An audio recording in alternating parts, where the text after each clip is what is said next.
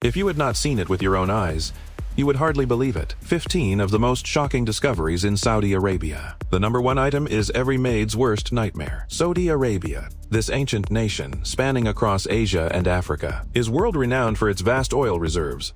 Many people's perception of this country is often limited to just flowing oil and wealth.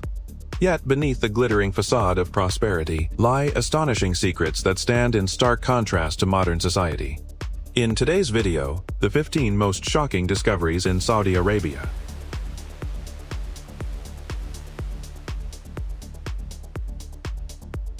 If you are in Saudi Arabia and want to read the once globally viral Harry Potter, well, that is harder than reaching the heavens, because here, the book is banned. At this point, you might be quite confused. Harry Potter does not seem to involve any explicit or graphic content. Why would it be banned then? The reason is simple. In Saudi Arabia, witchcraft and magic are strictly prohibited and considered major crimes. The offenses are grouped together with homicide and armed robbery. Once convicted, it is hard to escape the penalty. You must understand, Saudi Arabia is the birthplace of Islam. Islam holds an undisputed and significant status within the country. It is one of the few nations in the world without a formal written constitution. Its laws are entirely based on Islamic teachings, according to Islamic doctrine. Saudi Arabia enforces a strict Islamic legal system. This system regulates many aspects of life, including criminal law, family law, and property law. Within such a religious environment, anything contrary to Islamic principles or potentially viewed as extreme behavior is subject to severe restrictions or bans. Magic and witchcraft are generally viewed in Islam as superstition and sinful behavior. Therefore, they are explicitly forbidden. Nevertheless, in Saudi Arabia, many people still deeply believe in witchcraft and take it very seriously, especially in rural and remote areas where educational reach is limited. Illiteracy rates are higher, and the living environment is relatively isolated. People in these regions are more susceptible to believing in the existence of spirits or ghosts in the mysterious world and the supernatural powers they supposedly possess. For most of us, water is an accessible, everyday resource. You might find it hard to believe that in one country, the price of water can be higher than that of oil. Yet, this is absolutely true in Saudi Arabia. Saudi Arabia is one of the world's largest oil-producing countries. Oil reserves are abundant, and the costs of exploration and transport are relatively low. Combined with significant government subsidies on petroleum products, domestic oil prices are far lower than the international market price. However, as the country is situated in a desert region, natural water resources are extremely scarce. Groundwater is the main source of fresh water. But due to population growth and industrial development, groundwater resources are gradually being depleted. Therefore, Saudi Arabia must rely on seawater desalination technology to obtain fresh water. Total seawater desalination capacity is even more than 1/5 of the entire world's volume. While seawater desalination can provide large amounts of fresh water, its energy consumption is immense, leading to very high costs. Furthermore, Saudi Arabia also needs to build and maintain a massive water pipeline network to transport desalinated water from the coast to the interior. This adds even more to the costs. In 2019, the World Bank shared some staggering figures. In Saudi Arabia, the price of 1 cubic meter of water is 0.09 USD, while a liter of oil is only 0.06 USD. The price of water is actually 15 times that of oil. It seems that cannot even afford water is no longer just a joke. It is said that in Saudi Arabia, a person can pray 150,000 times in their lifetime. There is no smoke without fire. In Saudi Arabia, they follow Sharia law. The Saudi work week runs from Sunday to Thursday. Before 4 p.m. on that day, all commercial shops and government offices stop operations. As a sign of respect for religious ceremonies, the Saudi people uphold the tradition of praying 5 times a day. From the morning prayers, there were 4 times in the afternoon. Whenever it is time to pray, no matter where they are, everything is paused to devoutly engage in prayer. Therefore, official working hours are set from 7:30 a.m. to 2:30 p.m. But due to prayer schedules, effective working hours are often reduced to 10 a.m. to 1 p.m., 3 hours of work each day, and only 5 days a week. This lifestyle allows the Saudi people to enjoy a unique sense of well-being. However, these working hours, for those needing to go to government departments to handle administrative matters, the situation is not so optimistic. The bureaucratic process can be quite tedious. Combined with the impact of prayer times on office hours, a single task often requires several days to complete. Why does Saudi Arabia still strictly observe prayer times then? You see, to the locals, prayer is one of the ways to connect with God.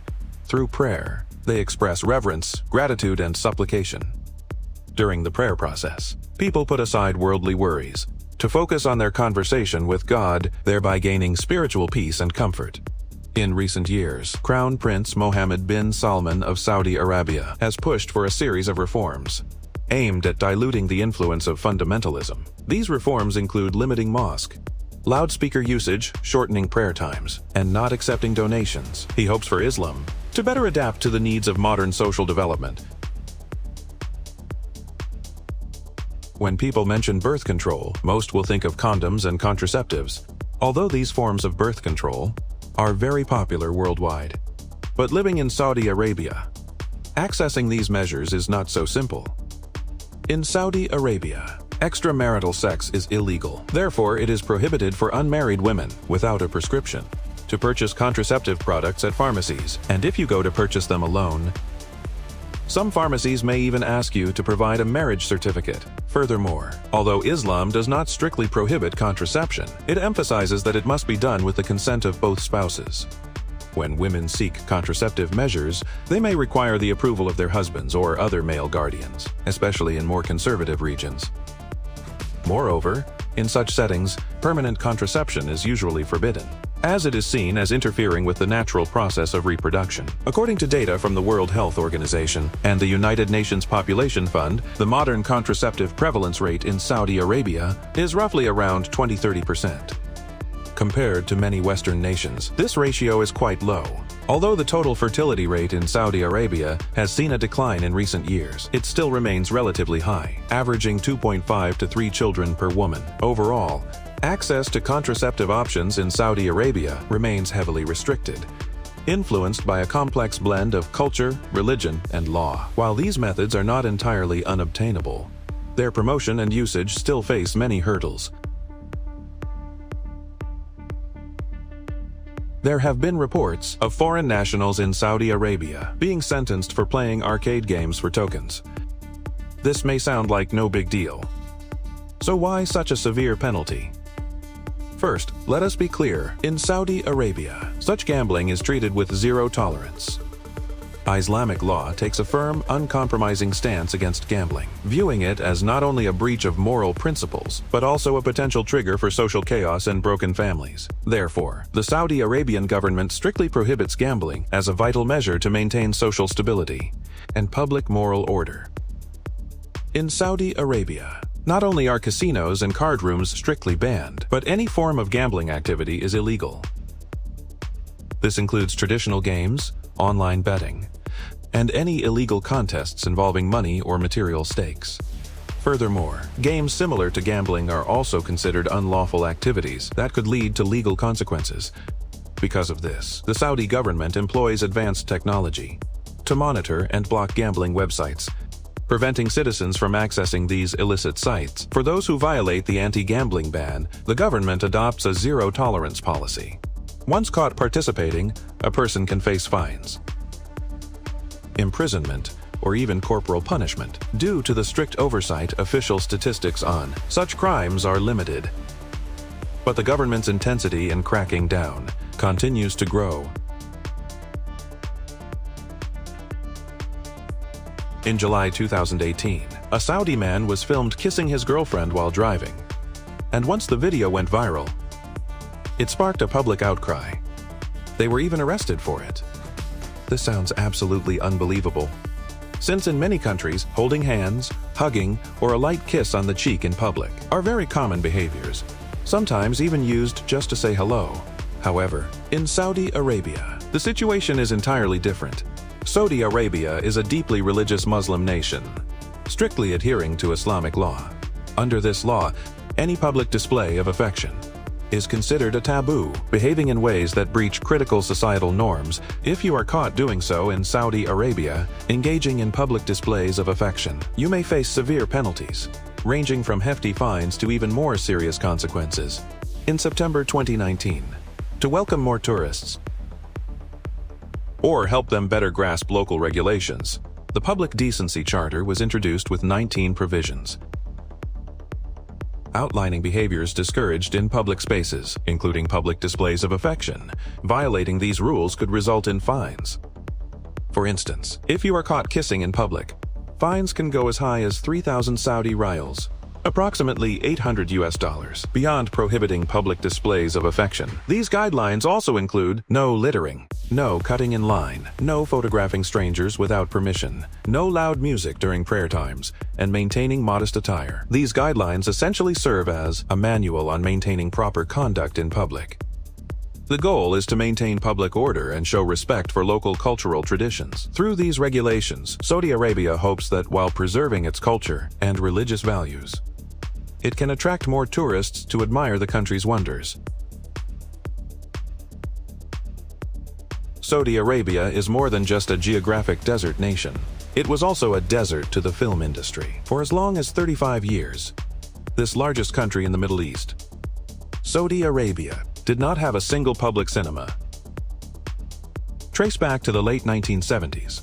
The Islamic Revolution in Iran swept across the Middle East, leaving a profound impact on regional values. This prompted neighboring Saudi Arabia to follow suit, shifting toward a more conservative society. The government, out of a desire to maintain the purity of traditional religious culture, feared that recreational venues like cinemas and bars would corrupt the moral fiber of the people. The resulting clash with long-held religious discipline created dissonance. Therefore, starting in 1982, the Saudi government explicitly banned the commercial operation of cinemas, leaving the country for the next 35 years with a permanent record of 0 cinemas. This meant that, even though the Saudi people enjoyed one of the highest standards of living in the world, they could not, right on their doorstep, enjoy the universal cultural pastime of watching movies. To catch a film, Saudis had to travel to neighboring countries like the UAE or Bahrain. This undoubtedly brought much inconvenience to their lives. However, this historic vacuum was shattered in 2017 by Crown Prince Mohammed bin Salman after a successful visit to the United States, particularly to Hollywood. He firmly announced the decree to lift the cinema ban. On April 18, 2018, a momentous day, the film Black Panther became the first movie in Saudi history to be screened publicly within its borders, marking the official opening of a new chapter for Saudi film culture. Wedding customs vary throughout the world, sometimes even from city to city, each with its own unique habits. Yet these weddings all have one thing in common: the bride and groom must attend together. However, in Saudi Arabia, the two main protagonists of the wedding are actually separated. In fact, this is rooted in Islamic teachings. Islamic teachings emphasize that women should avoid unnecessary contact with men who are not immediate family, avoiding any inappropriate physical interaction. This principle is clearly reflected in daily life. For instance, when women go out, they typically wear clothing that covers their entire body to maintain modesty and to avoid unwanted attention from unrelated men. In Saudi Arabia, this concept extends further into the educational sphere. Schools generally enforce gender segregation, reflecting the maintenance of gender boundaries. Therefore, at significant events like weddings, when a large number of male guests gather, in accordance with tradition and religious tenets, female guests naturally do not appear in the male guests' gathering area. Yet, this does not mean the bride is absent from the wedding, but rather it follows a different, specialized arrangement. It is divided into two independent sections. One banquet was for male guests, and the other was for female guests. Male guests at the wedding participate in separate festivities, including enjoying food, social interaction, and entertainment programs. This segment is usually quite lively, incorporating rich traditional customs and rituals. Female guests celebrate the wedding in a separate venue. This is typically a much more private and intimate setting. There, women engage in activities including dance, games, and socializing. The bride usually showcases her wedding gown and attire during this session, the core rituals of the wedding, such as the exchange of vows and the marriage contract. are often conducted in segregated environments, avoiding any unnecessary mixing or contact. It is well known that Saudi Arabia is a desert nation. If someone heard that, they were selling camels to the Middle East, the ships of the desert. Most people would probably think it would be like selling diamonds to South Africa, quite amusing. But in reality, this scene is truly happening. The generous, deep-pocketed Saudis' purchasing methods not only triggered global cross-border camel shipments, crossing oceans to converge in the Middle East, but also led to a burgeoning camel farming industry, sweeping across the globe. So, what is the reason behind this massive demand? Why do Arab nations need to import such a huge quantity of camels? And where do the local camels go? Camels serve as indispensable companions in the desert, though they are not known for their speed, their remarkable endurance, and perfect adaptation to the desert environment make them the best choice for long-distance desert treks. Moreover, in the Middle East, where livestock resources are scarce, camel milk has become a substitute for cow's milk. Its high nutritional value and low lactose content make it easier for the human body to absorb, becoming a popular beverage and food ingredient. Camel meat, as a traditional delicacy in the Arab region, is not only rich in protein and other nutrients, but also offers a savory, delicious aftertaste, all while providing numerous health-nourishing benefits. Data shows that, in 2018, Saudi Arabia's camel consumption was staggering, reaching 113,000 head. One can imagine how popular camels are in Saudi Arabia.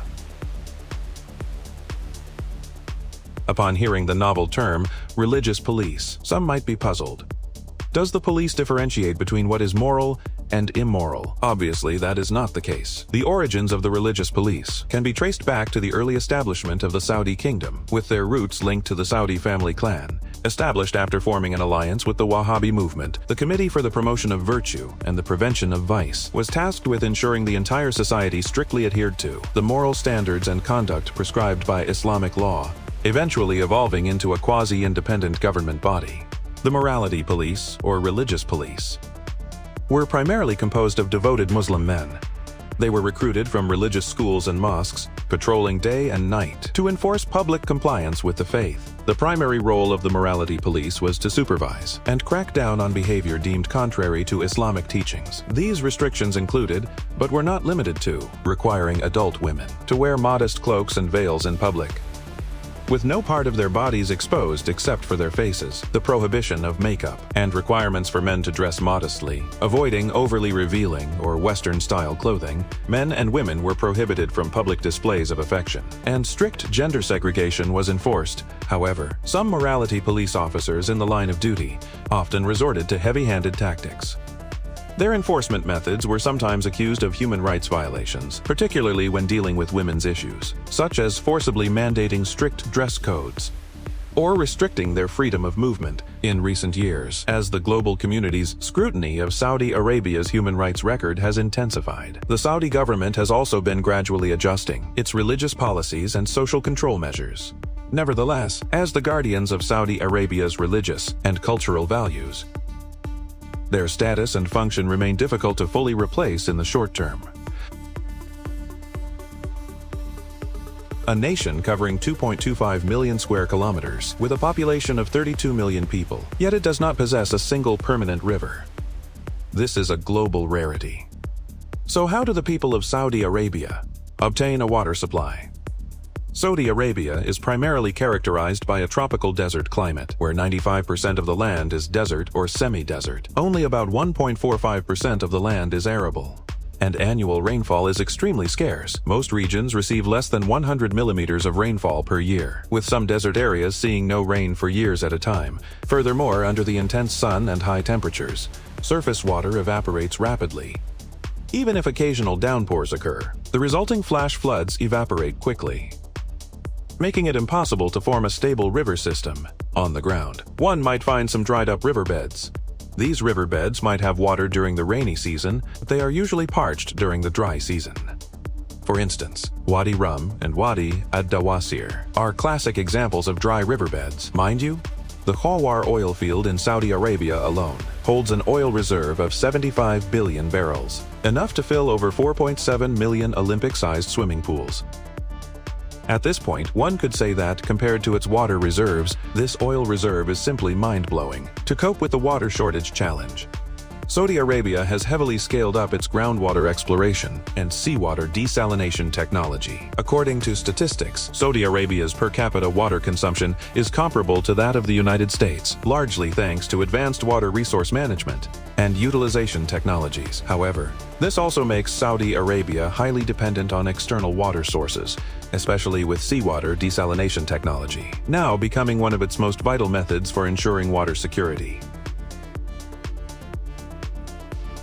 For the oil-rich people of Saudi Arabia, owning a car is a piece of cake.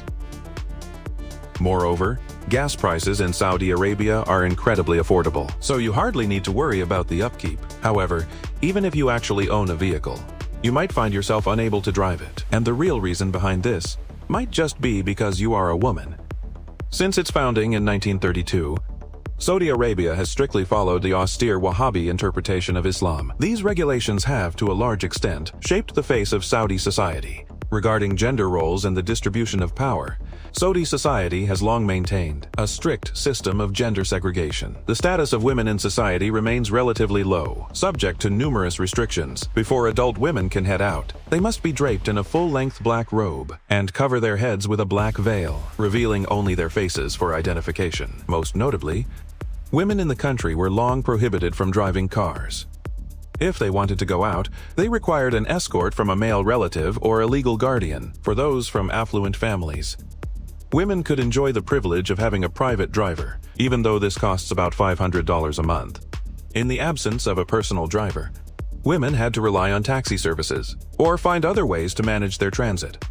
But regardless, driving in Saudi Arabia was once an absolute taboo for women. Many women with a passion for driving could only drive in secret. And if caught, they would face detention and penalties from the police. It was not until 2017 that the Saudi Arabian government announced that in June 2018, a policy reform would allow women to drive, finally ending this ban. Saudi Arabia is home to a very unique football team. Every single member of this team has lost a part of their body at some stage in their lives, yet their passion and determination have never faltered. The founding of this amputee football team dates back to 1996, when some brave individuals who had lost their arms or legs decided to form their own football team. Their love for the game far exceeds their physical limitations, hoping that through it, they could continue to engage in the sport they love. To this end, they have actively participated in various international competitions, including the World Cup, Asian Cup, and the Gulf Cup. Beyond official matches, the Saudi Arabian amputee football team has also held friendly matches with teams from the United States, Germany, Brazil, and Turkey.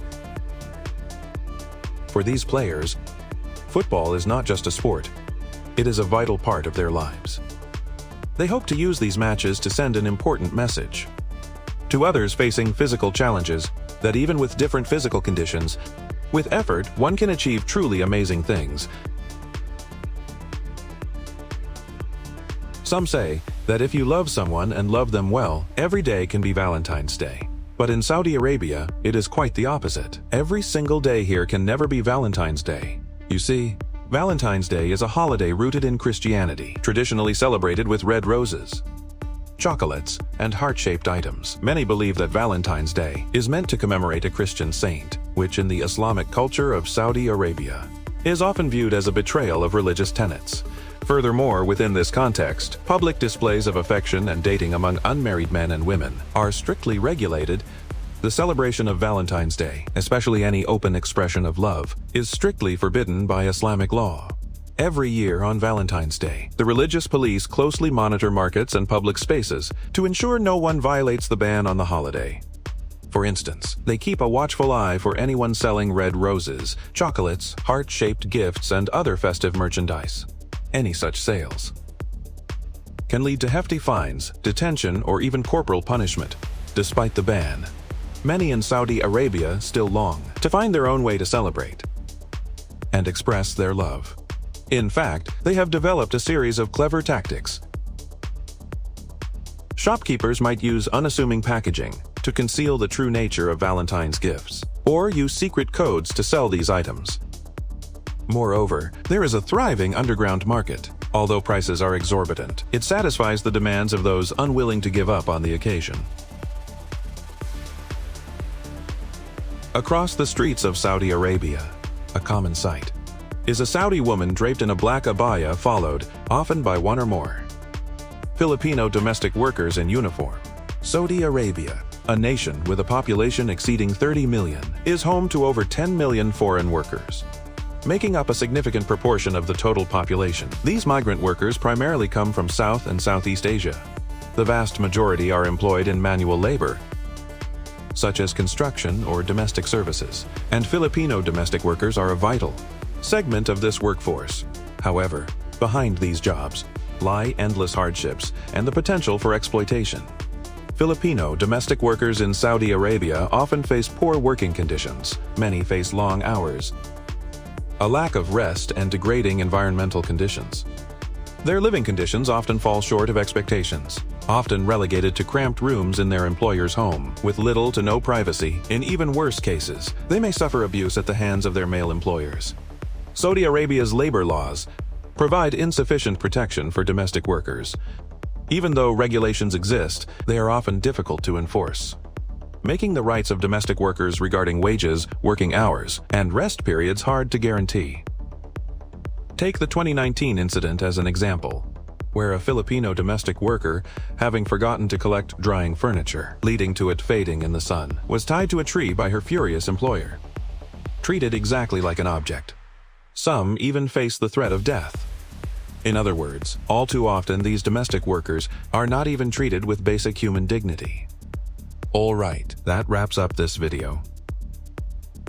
I hope you found these 15 surprising discoveries about Saudi Arabia most intriguing. Please let us know your thoughts in the comments below. If you enjoyed this video, do not forget to like, subscribe, and share it with your friends. Thank you for watching. See you in the next one.